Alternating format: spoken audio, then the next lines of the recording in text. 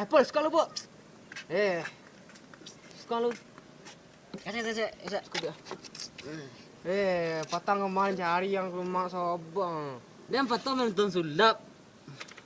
Sulap banget tonton. Dia nonton sulap. Di mana sulap? Pak Pono sulap salah. Tapi yang gini, dia sejak menonton itu udah pandai sulap. Tunggu lu, pandai sulap denang nih lo. Sulap apa tuh? Itu jangan kajian dengan era. Enggak. Mana nak? Kan tuh cewek dak. Itu cewek yang tuh. Berusi. Berusi itu. Yo, cewek berusi.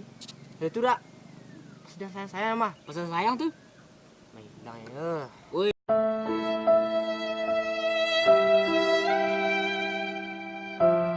Kayak gini loh. Deden betul ah. Deden kalau ngecek tuh harus ada bukti. Dia pandai sulap. Coba buktian. Lah bukti kecil yang saya buka bukti ku Karen.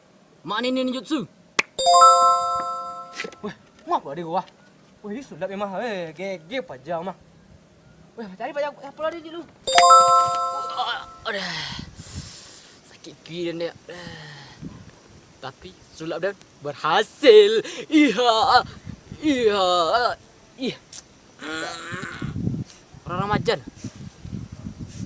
Woi. Ngas. Oh, Sulap. sulap ya sulap tidak sikoro. Dia keciri ah. Mangga bisa Sorry. Wis. Berhasil sulapnya. Gigi nah. Woi. Tak baang dah diduk. Udah ni. Ada baang. Salah tuh, Bi. Kau lebat tu raya. Bisa sulap kan? Makasih yang telah nonton. Jangan lupa like, komen, share dan subscribe. Tunggu episode kami selanjutnya. See you. Bye bye.